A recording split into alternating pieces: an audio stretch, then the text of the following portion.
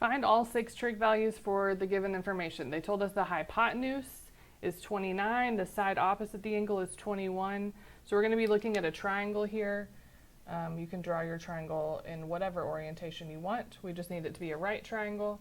And then we're going to set it up given the information. So the hypotenuse is 29. Let's say we make this be the angle that we're looking at. That's our theta. The side opposite the angle is 21. And so we're trying to find all 6 trig values based on that given information. I know from experience I'm going to need that third side. So I'm going to go ahead and do Pythagorean theorem, which says that, let's make that x, that x squared plus 21 squared should equal 29 squared. Okay, most people don't have 21 and 29 squared memorized, so I'll do some side math really quick. So 21 squared is 441, 29 squared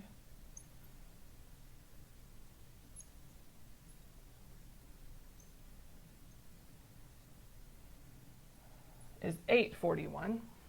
So I have x squared plus 441 is 841. If I subtract 441 to the other side, I get x squared equals 400, which is the perfect square. So if I square root that, I technically get plus or minus 20. We're going to just assume that we're going to take the 20 because they don't tell us otherwise. I would like to know usually what the quadrant we're falling in, but if we're just doing right triangle trig, we'll just assume that it's a positive number. So x is equal to 20.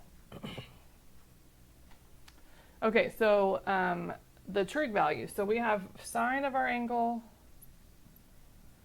cosine of our angle, and tangent of our angle. Let's talk through those first 3 and then we can get the other 3 really easily.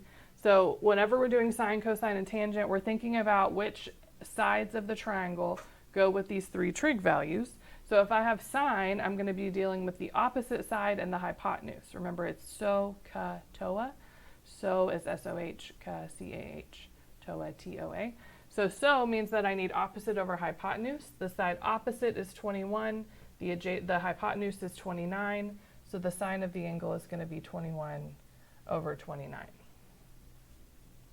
All right, cosine of my angle is going to be adjacent over hypotenuse. We just found out the adjacent side was 20. So this is going to be 20 over 29. Tangent of my angle is opposite over adjacent, so it's 21 over 20, or you can do the sine over cosine like we normally do and just divide those 2 fractions. All right, then the other 3 we're just going to do the reciprocals of these. So cotangent, if I flip over tangent, gives me 20 over 21.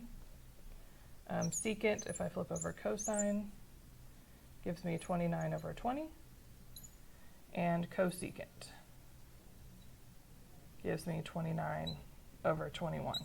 Okay, now if they had told me which quadrant that I wanted to do this in, then the quadrant's going to tell me what signs these are.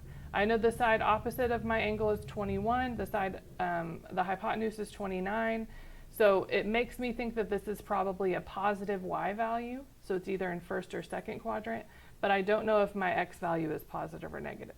So the cosine, tangent, cotangent, and secant could change signs, but since they didn't give me any information, this is what I'm going to go with for my answer.